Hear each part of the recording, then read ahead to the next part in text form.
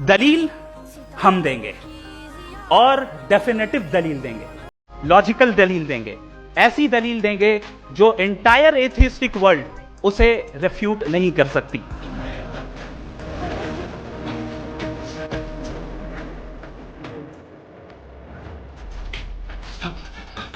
जावेद अख्तर खुदा पे डिबेट करने वाले मुफ्ती की सच्चाई जानकर आप भी हैरान हो जाएंगे। सोशल मीडिया पर आजकल एक ही सवाल गूंज रहा है, जावेद अख्तर से डज गॉड एग्जिस्ट है मुतालबा करने वाले ये मुफ्ती कौन है और इसका तल्लुक कहां से है? इनका पूरा नाम है मुफ्ती शामिल अहमद अब्दुल्ला नदवी। ये लखनऊ के दारुल उलूम नदवतुल उलमा से ग्रेजुएशन इसने की है। तफसीर, हदीस, उलमुल कुरान में ये स्पेशलिस्ट हैं। तो ये असल में जावेद अख्तर साहब एक प्रॉब्लम में मुब्तला हैं।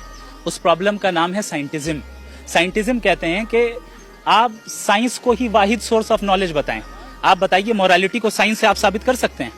कभी नहीं कर सकते। साइंस का मदार एम्पेरिकल एविडेंसेस पर है। एम्पेरिकल एविडेंस से मोरालिटी साबित नहीं होगी, एम्पेरिकल एविडेंस से कॉन्शियसनेस साबित नहीं होती है, एम्पेरिकल एविडेंस से लॉ ऑफ कॉजालिटी साबित नहीं होता है। आप कॉज एंड इफेक्ट को तो दिखा सकते हैं, लेकिन उन दोनों के दरमियान जो रिलेशन है वो खुद मेटाफिजिकल है। तो आप ऐसी चीज का इनकार कर रहे हैं जो हमारा लॉजिक खुद बता रहा है कि मेटाफिजिकल रियलिटी एग्जिस्ट करती है। वो कह रहे हैं मेटाफिजिकल रियलिटी मुझे नहीं पता क्या होता है।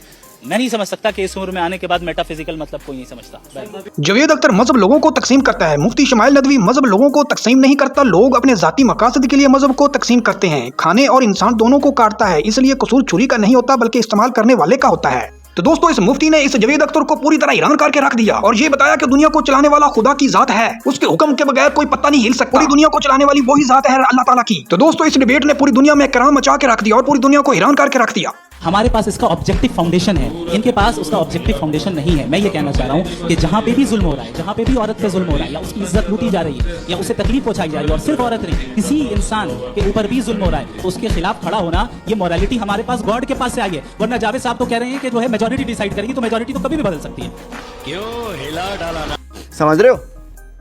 समझ रहे हो आप? समझ रहे हो? ये जो आप आसमान देख रहे हैं ना, ये ग्राउंड फ्लोर है, इसके ऊपर 7 फ्लोर और है। 7th फ्लोर पे जो पेंट हाउस है उसमें गॉड रहता है। तो अगर तुम्हारी मर्जी के बिना पत्ता नहीं हिलता, तो फिर ये जो दुनिया में इतना अन्याय है, दुनिया में इतनी भूख है, इतनी बीमारी है, इतनी मजबूरी है, इतने बलात्कार हैं, इतने हत्याएं हैं, ये इसके सामने हो रहे हैं। ये चाहे तो रोक सकता है, लेकिन ये होने देता है। और ये मुझसे पूछेगा, इसकी मजाल होगी कि मुझसे पूछेगा कि तुमने क्या किया दुनिया में। मैं पूछूंगा अगर ये निकला कि भाई तुमने क्या किया था।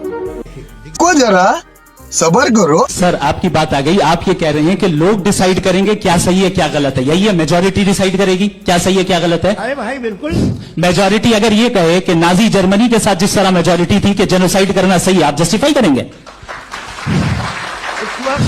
उस वक्त आपका ये सवाल करो उसके बाद क्लोजिंग। हाँ, उस वक्त प्लेनेट पे जो लोग थे, उनमें कितने लोग हिटलर को सही समझते? अच्छा, प्लेनेट की मेजोरिटी तय करेगी, सोसाइटी की नहीं। प्लेनेट की मेजोरिटी गॉड के एग्जिस्टेंस को सही मानती है, आप क्यों नहीं मानते? ये हेलो अरे मुफ्ती साहब, इसमें तुम्हारी गलती है।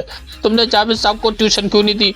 उनको सिखाया क्यों नहीं है ऐसा ऐसा बोलना है? बेचारे कुछ बोल भी नहीं पा रहे, समझ भी नहीं पा रहे। हमने तो सोचा था जावेद भाई बहुत इकट्ठा लेके आएंगे कि भगवान खुदा है या नहीं है। बेचारे की बैंड बजा दी, तुम्हारी गलती है मुफ्ती साहब।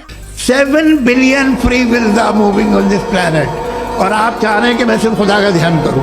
ये 7 बिलियन फ्री विल्स को मुझे लुक आफ्टर करना पड़ेगा कि नहीं? ये तो तबाहियां कर रही हैं और तबाहियां ज़्यादा हो रही हैं। बिल्कुल। तो अगर आप बताएं अगर खुदा नहीं है फॉर एग्जाम्पल, तो आप इविल को कैसे डिसाइड करेंगे? यानी how can you define evil objectively without God?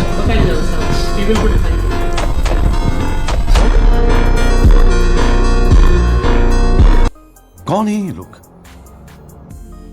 कहां से आते हैं? जिसने अल्लाह को अकल से जानने की कोशिश की गुमराह हो गया, जिसने अल्लाह को इल्म से जानने की कोशिश की गुमराह हो गया, जिसने अल्लाह को खिरत से जानने की कोशिश की गुमराह हो गया। मौलाना, आप ये बताइए कि ये गुलाब की पत्ती में खुशबू कैसी है? मैंने 2-4 पत्तियां ली और चावनी शुरू कर दी ताकि गुलाब के फूल का मैं खुशबू मालूम कर सकूं। नतीजा गलत निकलेगा या नहीं? सहन में आपकी ये बात बिठानी थी कि जरिया गलत हो तो नतीजा गलत निकलेगा, जरिया गलत हो तो नतीजा गलत निकलेगा। अब क्या हुआ, किसी ने अकल को जरिया बनाया, खुदा को जब ढूंढने की कोशिश की तो पत्थर को खुदा कह गए। तो दोस्तों ये इंडिया का एक बहुत बड़ा कलाकार है जो डायरेक्टर भी है फिल्मों का, और ये कहता है कि खुदा नहीं है। अरे कमबख्त, तुझे क्या पता है, तू अपना नाम तो मुसलमानों वाला रखता है लेकिन खुदा को नहीं मानता। अगर इस पे डिबेट हो जाती है इसकी डॉक्टर जाकिर नाइक के साथ तो फिर क्या होता। अगर डिबेट हो जाए, debate, let's have a debate कि कौन सा कानून बेस्ट है, क्रिश्चियन हो या हिंदू हो या इस्लामिक हो, सेक्युलर हो, इस्लाम की तरफ से मैं आऊंगा। मैं बोला अगर दम है किसको तो डिबेट करो भाई, मैं साबित करूंगा साइंटिफिकली, लॉजिकली, कोई बेहतर कानून नहीं बनिस्बत अल्लाह के। आप कोई यूएसए का कॉन्स्टिट्यूशन लेके आओ, इंडिया का कॉन्स्टिट्यूशन लेके आओ, यूके का लेके आओ, इस्लाम की तरफ से मैं नुमाइंदगी। जावेद अख्तर साहब को जन्नत में केला और अमरूद नहीं मिलेगा, इसलिए वो जन्नत में नहीं जाना चाहते। पर वो जन्नत में मेरे फेवरेट फ्रूट्स नहीं है। केला वहाँ मिलता नहीं है जो मेरा सबसे अमरूद नहीं है वहाँ। जरा कुरान की रोशनी में ये सुनिए सूरह दुखान की आयत। बिलाशुबा थूहर का दरख्त गुनाहगारों का खाना होगा जैसे पिघला हुआ तांबा। तो जावेद अख्तर साहब आप अपना दोज़ख का फल एंजॉय कीजिए, हम अपने जन्नत के फल एंजॉय करें। रही बात केले और अमरूद की, तो ये तो हम दुनिया में खा ही रहे ना, तो जन्नत में हम दूसरे तरह के फल खाएंगे, मेवे, दूध की नहरें बहेंगी और भी बहुत कुछ चीज आपने कहा कि अगर इजराइल में, सॉरी माफ कीजिएगा, Israel doesn't exist, occupied Palestine में अगर